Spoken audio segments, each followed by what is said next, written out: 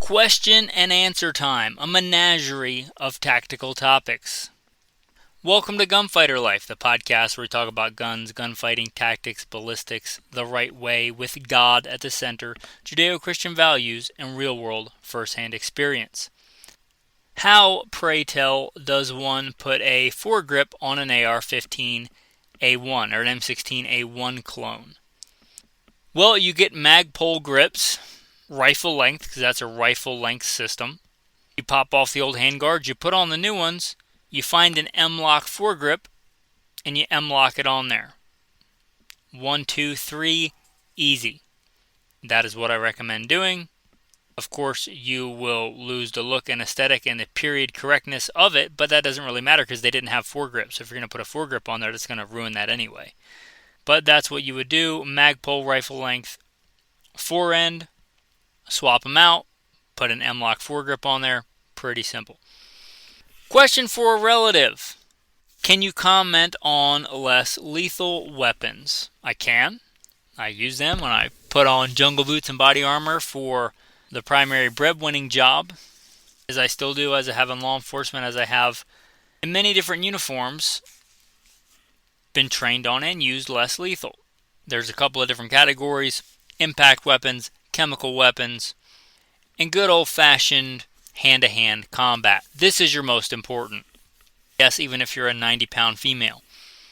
Hand-to-hand combat. Most of the other things we're going to talk about today are force multipliers. If you punch like a wet noodle, kick like a wet noodle, the fact that you have some kind of little Hello Kitty impact device is really not going to help you. So, first of all, learn to fight. Learn to fight on your feet. Learn to fight on the ground. I don't mean like some ridiculous pirouetting Eastern martial arts. I mean like down and dirty, boxing, wrestling, mixed martial arts on the ground. You don't got to be an expert at it, but know how to throw a punch, know how to throw a kick, know how to get out of a chokehold, things like that. That is your numero uno. That's your most important, because you may not have any of this other stuff, but you, God willing, will always have your hands and your feet to fight with, and most other things are a force multiplier to that.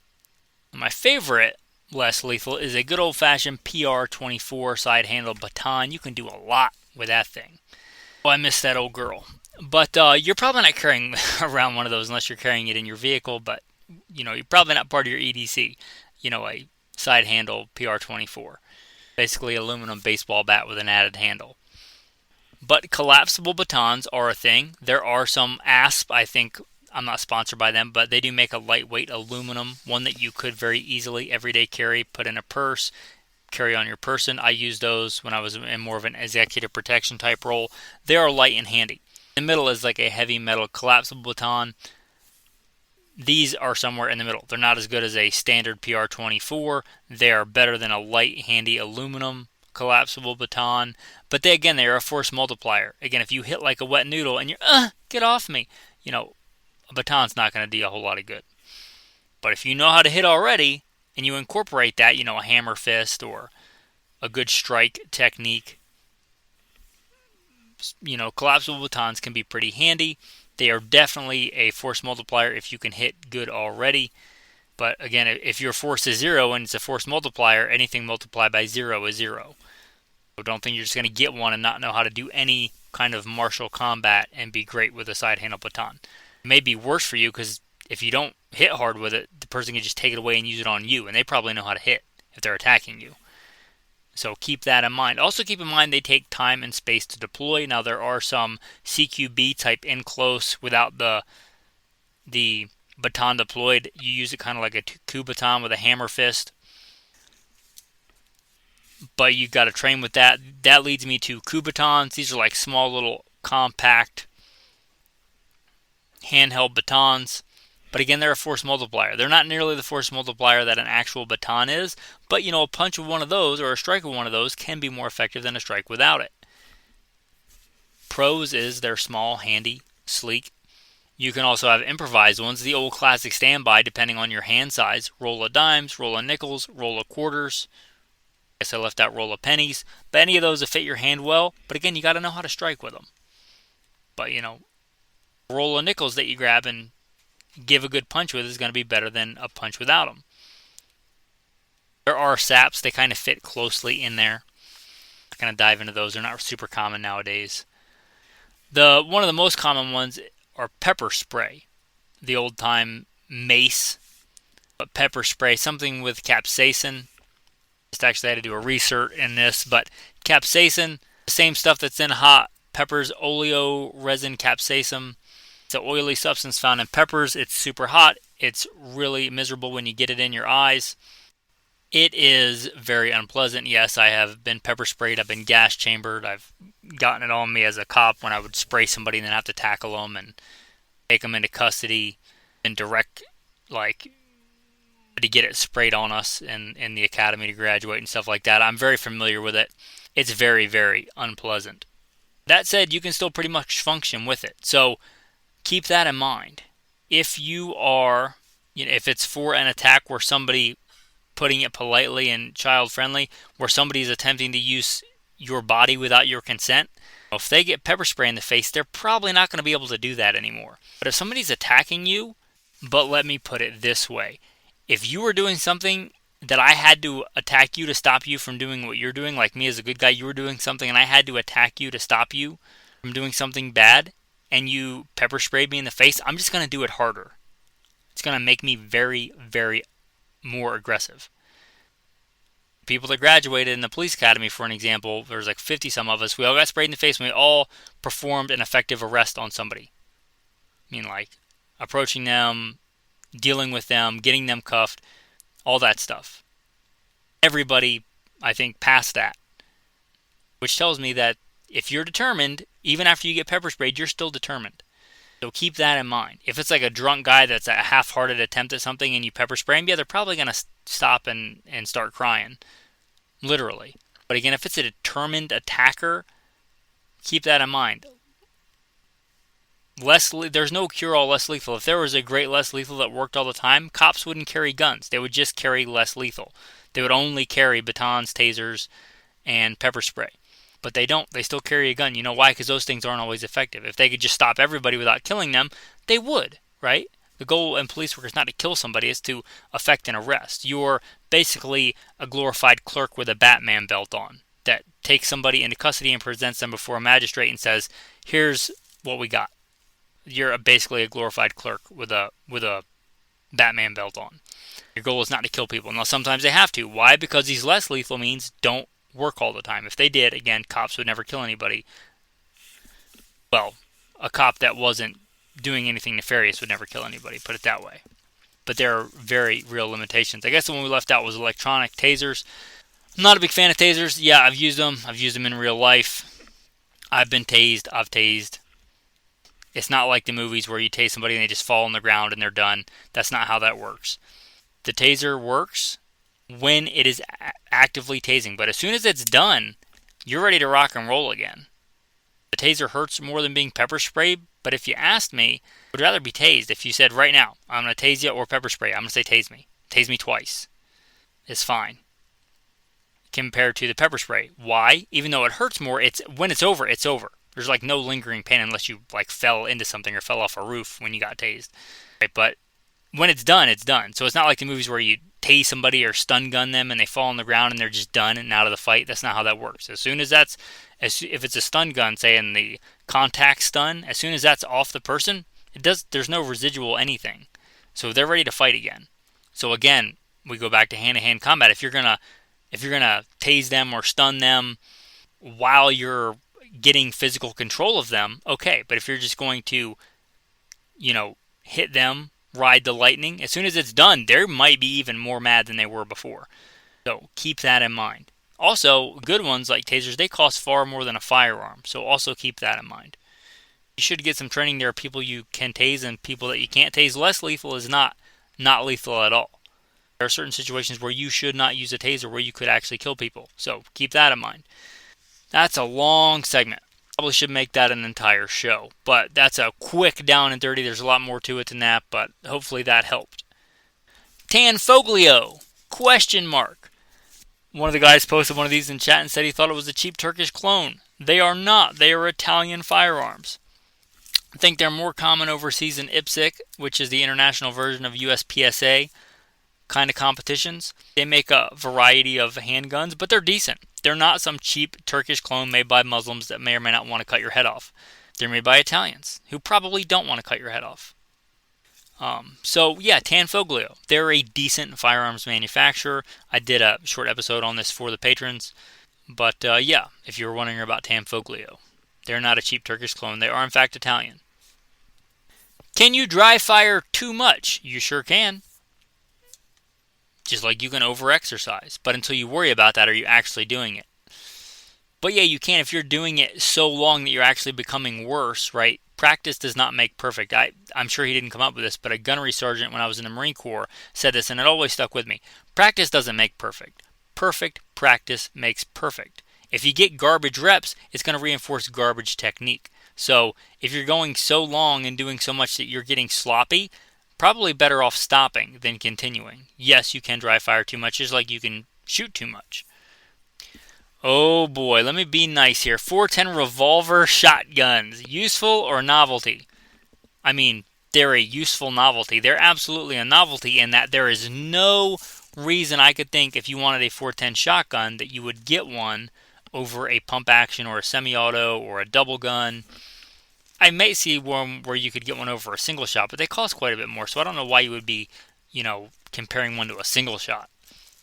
But I like 410s. I like 410 shotguns. That was my first firearm. Bolt action Mossberg. I'd even take that over one of these. But here's the deal with these. Why would you get one of these over a pump gun? You're going to have a long, heavy double action, or you're going to have to cock the hammer every time. You're going to have a cylinder gap. The reasons these didn't catch on back in the Wild West days, I believe, is that you have a cylinder gap, and unlike a revolver where you hold it way out away from your face, you got that cylinder gap right next to your face. No thanks. Also, that cylinder gap releases pressure and loses some velocity. Not a giant consideration, but some. I would assume it's more complicated, more moving parts. If you look at a revolver, they're quite a bit more complicated than, let's say, a pump shotgun as far as small moving parts go. I don't think it's going to be any lighter. I think some of these are 410 long Colt, or as I was, 45 long Colt and 410 shotgun. So that's kind of cool on one end, but horrible on the other. You do not want a rifled barrel when you're shooting shot because you don't want the shot to spin. It's not going to stabilize one projectile like you're spinning a bullet. It's going to scatter it out. If you're actually trying to hunt with it or do anything practical with it, you don't want that, right? You want the opposite of that. That's why chokes exist. You don't want to spin it and sling all that shot crazy when it starts to leave the barrel. You want it to stick together for a while. Shotguns are short-range weapons anyway. You don't want to handicap it and make it even shorter. For what reason? You might say for 45 long Colt. Well, yeah, but if you're shooting 45 long Colt, just get a proper 45 long Colt, would be my opinion. If you're getting a long gun, I don't know why you would choose that for anything really. And if you just get a regular 410, let's say pump action, get a good Bernecki style slug. There are 410 slugs. It won't be as accurate as the 410. It won't be as accurate as a 45 long Colt, but your 410 and the 410 shotgun should be far more effective.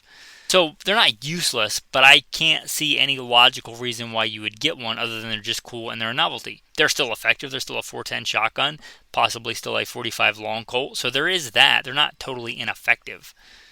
If you were dropping me off a bush plane in the middle of nowhere, I'd rather have one than a sharp stick, but it wouldn't even be in the top 100 on my list of guns that I would want. So, a useful novelty. If you're getting one, you're probably getting one because they're cool and they're fun, not because they're the most practical firearm. And that's fine. You got a core battery and you want some fun guns. You want a revolver 410 shotgun thing. Cool. I assume he's talking about the long gun version of this and not like the Taurus Judge or the Smith & Wesson Governor. I assume if he had meant that, he would have said 410 handgun, but I could be wrong on that. But anyway, that's my answer. Thoughts on Australian guns? I don't know a single Australian gun. He's listed one. I'm going to look it up for you guys. Pause the episode and look it up and give you my thoughts, but I have no first-hand experience, I don't believe, with any Australian-made firearm. Surprised you guys are even allowed to manufacture firearms. You do make some good gunpowder, though. Appreciate you on that. So it looks like a manually operated AR-15, AR-10 type weapon. I mean, if you live in Australia and you need something for defense, get a pump shotgun. Get a semi-auto shotgun. Can't have a real AR. I mean, if you're hunting, like I have a lot of really good, like I have a Scar 17. I have a lot of really good ARs when I go hunting, unless I'm like varmint hunting or something. I will generally take a bolt action rifle. So if you're hunting, you probably want a bolt action rifle. Now, I assume this is for like if you're in Australia and you really, really want an AR, but you can't have an AR.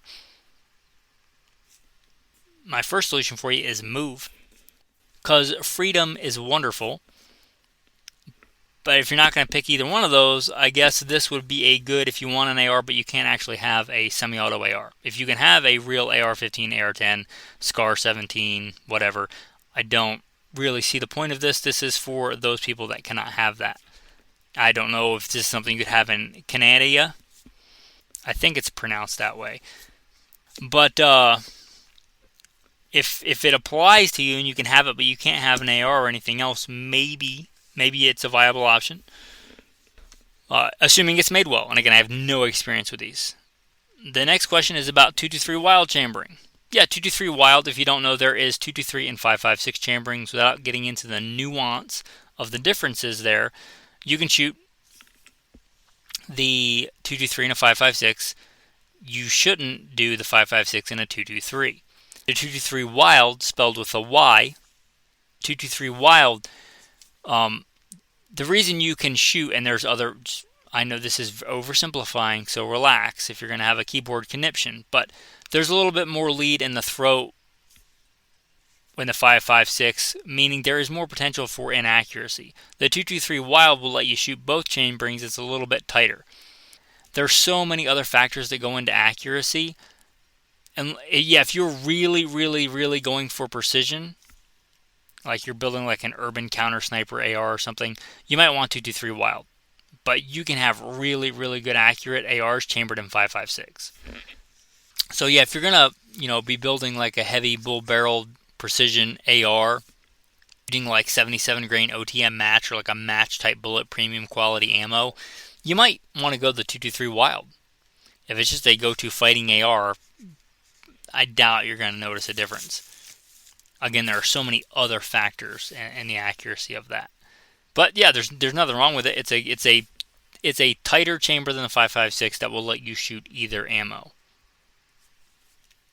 My thoughts on what a suppressor should cost: $20, $40 for a nice one. It's a simple tube with some baffles in it. My question to you guys is, why would you, well, you know what, I'm going to leave it. But, yeah, that's what I think they should cost, $20 to $40. Maybe for really premium, unobtainium alloy, $45. They're a very simple machine. Of course, there'll be the guys that just want, just like you could spend $10,000 on a pocket knife. There'll be the guys that want to spend that on a suppressor. But a good, useful suppressor, yeah, that's what I think they should cost. Thoughts on Taiwan surplus piston AR? If you don't know, these are kind of floating on the surplus market right now. Much like a lot of surplus stuff, when they come in, they are pretty affordable. Taiwan, I think, makes good stuff. Taiwan is not China. Like, for instance, I was talking to a guy at work about these, and I use the analogy of a pocket knife. If a pocket knife says made in China, I'm kind of like, eh. If it says made in Taiwan, I'm kind of like, oh, okay, it's probably a decent knife. It's probably how I feel about these uppers. I have zero experience actually firing these Taiwanese uppers. You have to look them up. It's a Taiwan piston upper that I think was made for their military that they got decommissioned. We obviously can't have the lowers because I imagine they were select fire, but we can have the uppers. They should fit on a standard AR lower. They are a piston system. I like piston systems. And Taiwan is not a third world country, right? Taiwan is a pretty decent Asian country. It's not China. So they're probably pretty decent. And they're really, really affordable right now. So if that appeals to you, you might want to jump on that. Like, you might be looking back on this like the days when, Mosin and Gantz were under $100. You look back at these and they're 3 or 4 times the price, and you're like, I wish I'd have got one. Maybe I wish I'd have got one. I don't know. Maybe I will get one. Yeah, who knows? But I'm not really in the market right now, but if I'm still in the market and they're available at a decent price, maybe I'll get one. But they're probably pretty good. without actually firing one. Those are my thoughts, because Taiwan makes good stuff. In general, these were made for their military, so they're probably decent. And I like piston ARs in general. There's some advantage, some drawbacks, but in general I like them. And what is a good 22 handgun about the size of a 365? That would be the SIG P322. It's not exactly the same size, but it's a decent size. I was out training with one today. It's a really good training companion. If you want to train it, pretty much has the same manual of arms as a centerfire handgun. The triggers are not great. If you want a really, he said about the same size as 365, if you want a really good 22 that's going to stand up to years and years likely of hard abuse, and you still want to pass it down to your grandkids, get a Ruger Mark IV. Ruger Mark IV is built from the ground up to be a 22. A lot of these other ones, like the P322, which is a great gun for training, was meant to replicate a centerfire handgun in a 22. Well, that has a disadvantage, right? There's not a lot of power in a 22. The slides have to be really light, a lot of times made out of aluminum or pot metal. The Ruger Mark IV has a bolt.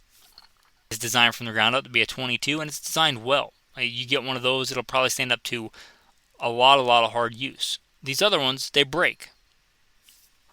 But they're cheap, so you shoot them a bunch, you get your money's worth out of them, you turn money into skill, and when they break, you get another one. If you want like a hand-me-down heirloom quality one, get a Ruger Mark IV. I know there's the Mark 1, 2, 3, but this is one case where I think the latter generation is better than the earlier ones. They're just, if you've ever cleaned like a Mark 3, you'll realize it's an exercise in frustration trying to get the thing apart and back together. Get the Mark 4, I think it's the best one so far, and it's great quality. That's my answer. Hey guys, I appreciate you. If you liked this, I posted a Ask Me Questions on the Patreon page. So you probably know what I'm going to say. You might want to check out Patreon. You shall not muzzle the ox while it treads out the grain. You might want to ruminate on that verse for a bit. We'll make that our tactical verse of the day. You shall not muzzle the ox while it treads out the grain. With that, I appreciate you guys and have a blessed day.